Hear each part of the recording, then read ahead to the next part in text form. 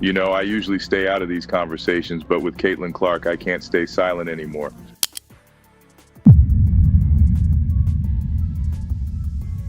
Defensively comes over, right hand.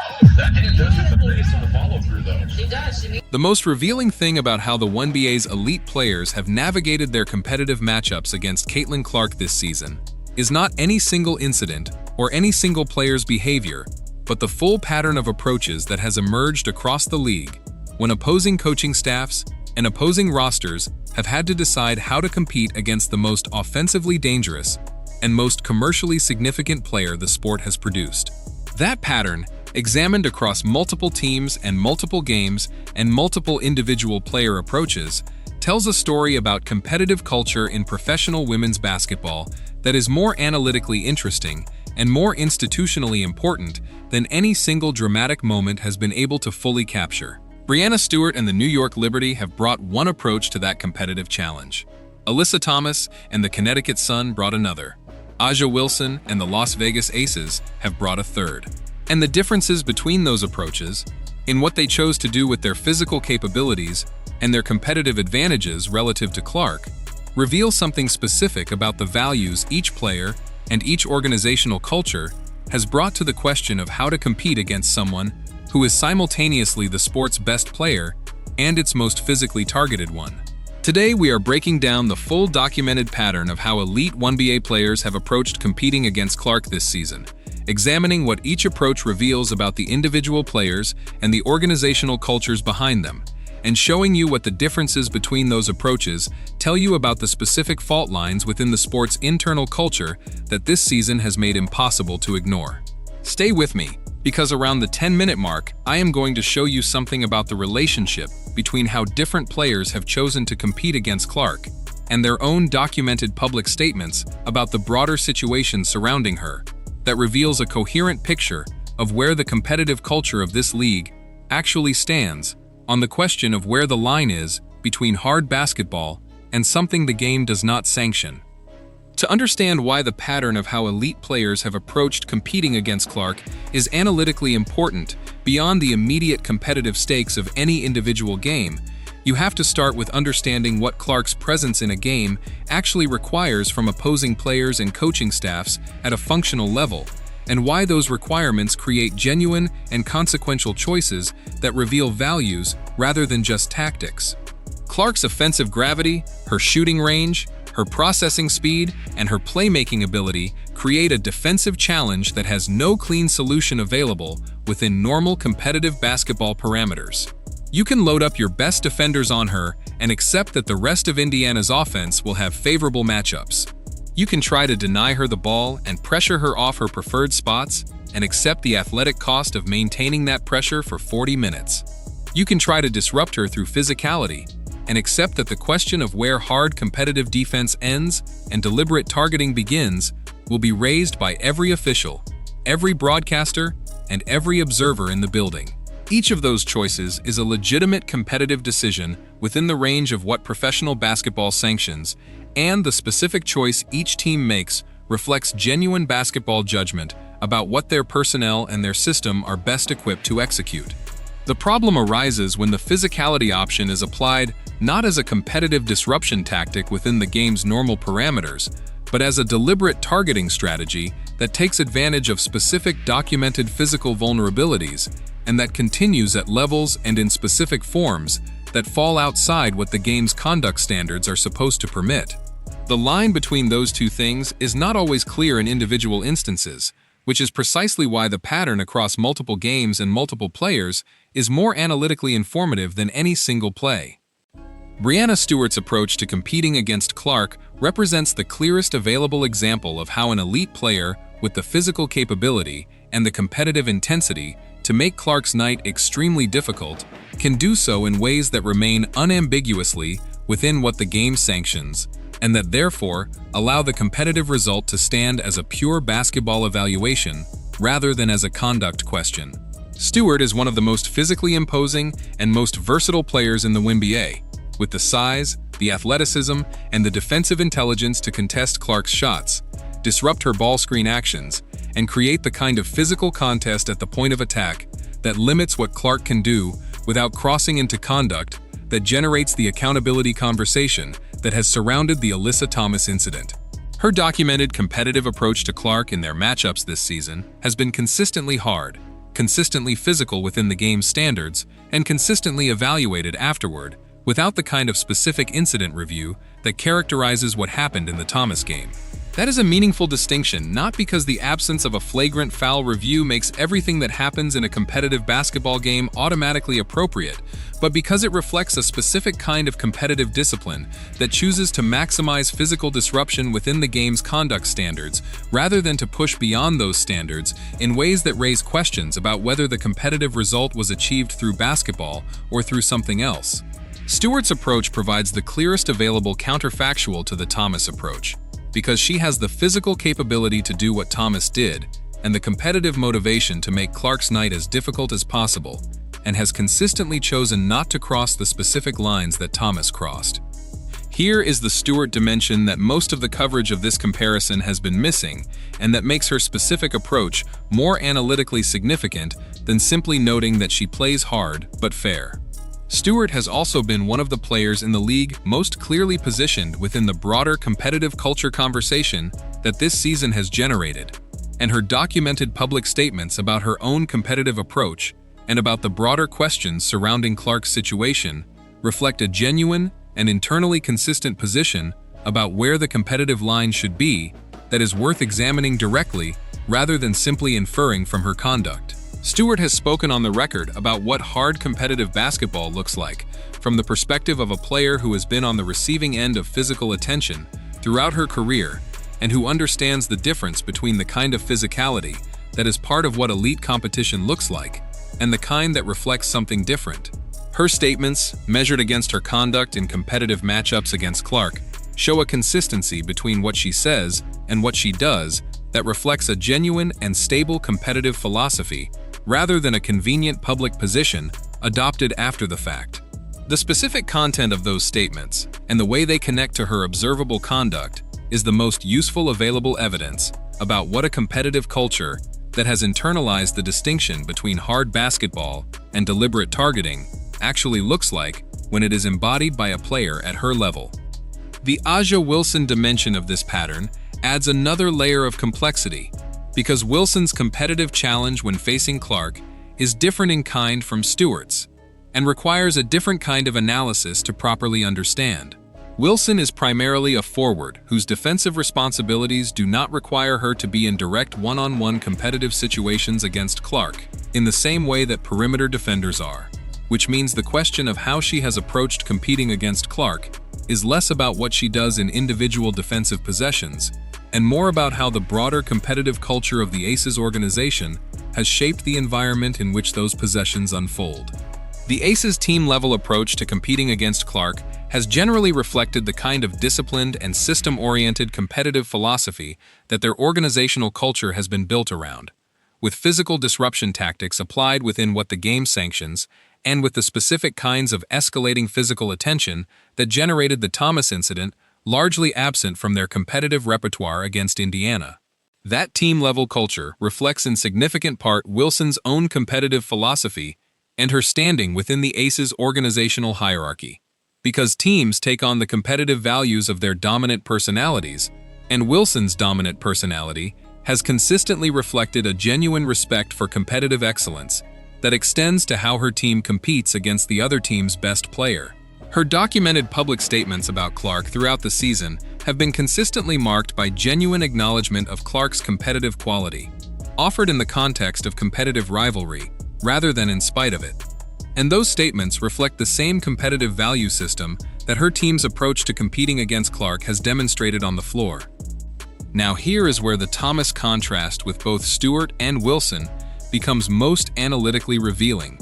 and it is the thing that the individual incident coverage has been unable to fully capture because it requires examining the full pattern rather than any single moment. The specific thing that distinguishes Thomas's competitive approach to Clark from Stewart's and Wilson's is not primarily the severity of any individual physical action, but the documented context that preceded the June 24th game and the specific choices Thomas made about how to use the competitive latitude that context provided.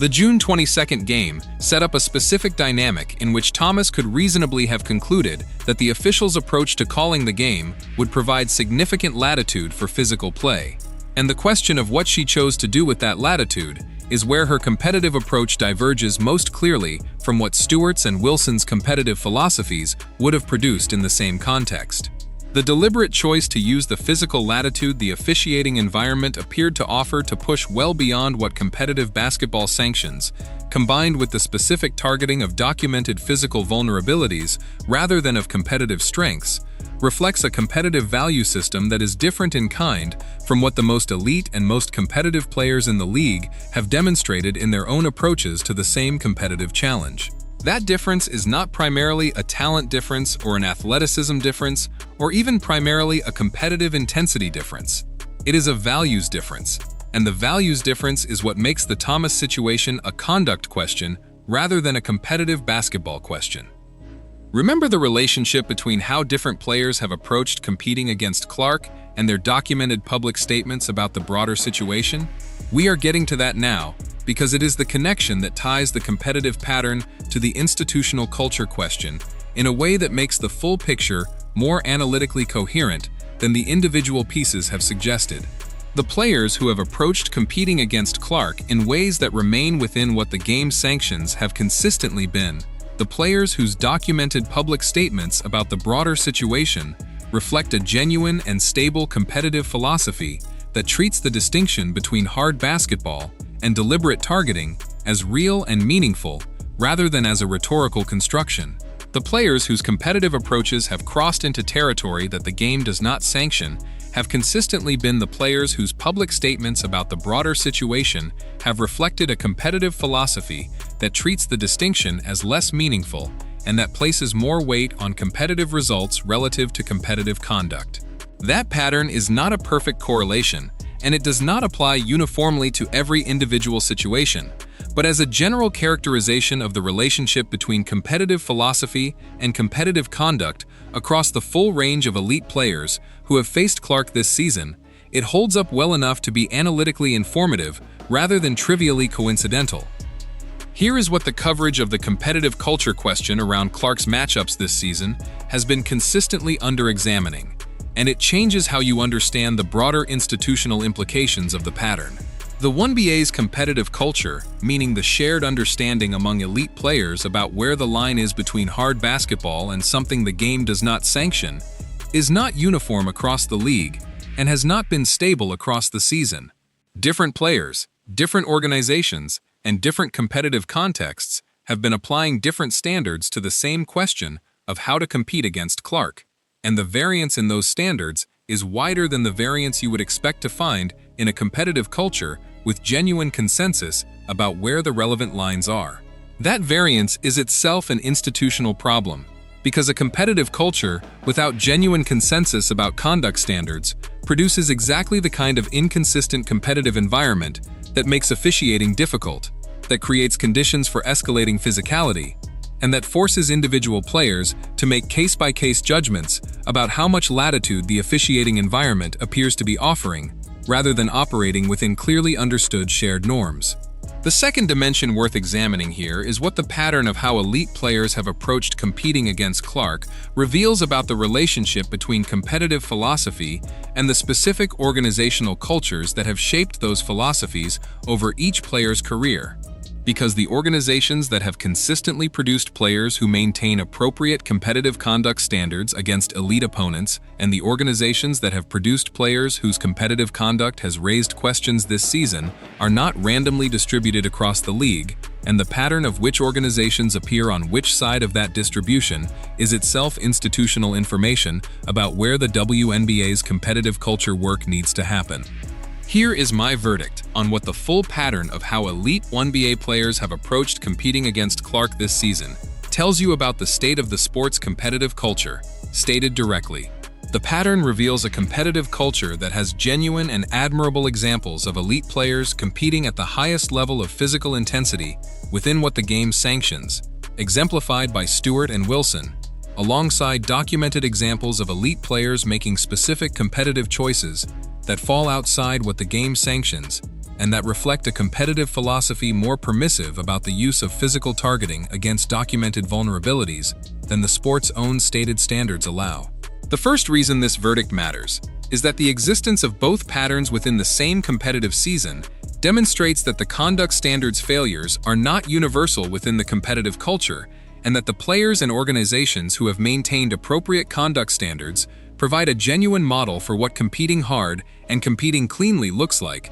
that the players and organizations who have not can be measured against. The second reason is that the institutional accountability question should therefore be directed not at the competitive culture as a whole, but at the specific players, organizations, and officiating environments that enabled the specific conduct failures. Because treating the conduct failures as evidence of a universally broken competitive culture mischaracterizes what the pattern actually shows and makes the corrective work harder by failing to credit the players who got it right. The third reason is that the WNBA's competitive culture work going forward is more tractable than the most pessimistic accounts of this season suggest, precisely because the examples of appropriate competitive conduct against Clark outnumber the examples of inappropriate conduct, which means the competitive culture already contains the values that would produce universally appropriate conduct if those values were consistently enforced and consistently modeled, rather than being variably applied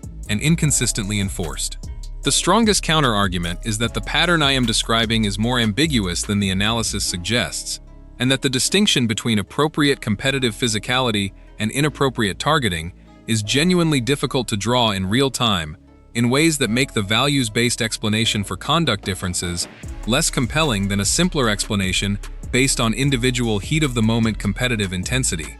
That is a fair methodological caution, and it applies to individual instances more than to the pattern, because the pattern across multiple games and multiple players and multiple specific choices reveals something more stable than heat-of-the-moment decisions would produce. Tell me in the comments which elite WNBA player you think has demonstrated the most impressive combination of competitive intensity and competitive conduct in their matchups against Clark this season.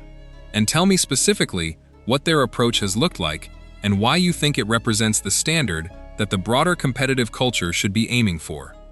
3 specific and trackable predictions about how the competitive culture pattern develops in the remainder of the season and beyond. First prediction: high confidence. The specific players who have demonstrated the combination of physical competitive intensity and appropriate conduct standards in their matchups against Clark this season continue to produce that combination consistently through the remainder of the schedule.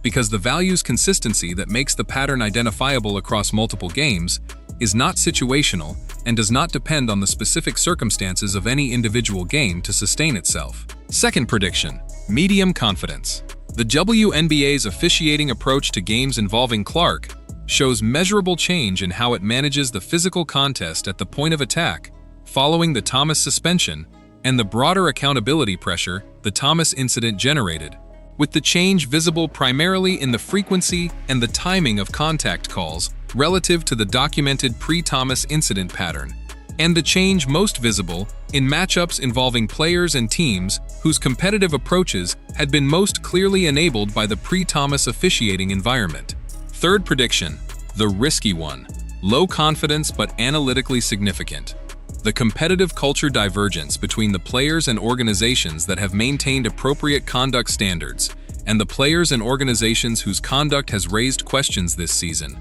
becomes a specific and documented factor in how opposing coaches prepare their teams for matchups against Indiana, with the preparation explicitly distinguishing between competitive approaches that the officiating and institutional environment now makes more costly and competitive approaches that remain within what the game's evolving enforcement posture appears to permit. Watch the specific officiating approach to physical contact involving Clark in her next 3 matchups against teams whose competitive approaches have been most clearly on the appropriate side of the conduct line this season. Because the consistency of that officiating approach will tell you whether the post-Thomas officiating environment is calibrated around the Thomas incident specifically or around the broader physical contest question more generally. Also watch Breanna Stewart's next competitive matchup against Clark, specifically for evidence of whether the post-Thomas officiating environment changes her competitive approach at all, or whether her approach remains consistent with what it has been throughout the season, because consistency would confirm that her approach has always been calibrated within appropriate conduct standards rather than being calibrated to the officiating environment. My next video is going to examine the full competitive culture picture for the Wnba's next season, mapping the specific organizational and individual changes that would need to happen for the competitive conduct standards to converge toward what the sport's stated values require, and away from the variance that this season has documented. The single most important takeaway from everything in this video is this: the full pattern of how elite Wnba players have approached competing against Clark this season reveals a competitive culture that is not uniformly broken, but that has genuine and admirable examples of appropriate competitive conduct alongside documented examples of conduct that falls outside what the game sanctions. And the most productive accountability work focuses on the specific failures rather than on a generalized indictment of the competitive culture that mischaracterizes what the pattern actually shows. Subscribe right now if you want daily coverage that examines the competitive culture questions this season has raised with the specificity and the fairness they deserve. Because understanding what the competitive culture actually looks like requires examining the full pattern rather than any individual moment. And before you go, leave me one comment. Which approach to competing against Clark do you think has been the most effective basketball-wise, while still remaining within what the game sanctions? And tell me specifically, what made that approach work competitively without crossing the conduct lines that the Thomas incident crossed?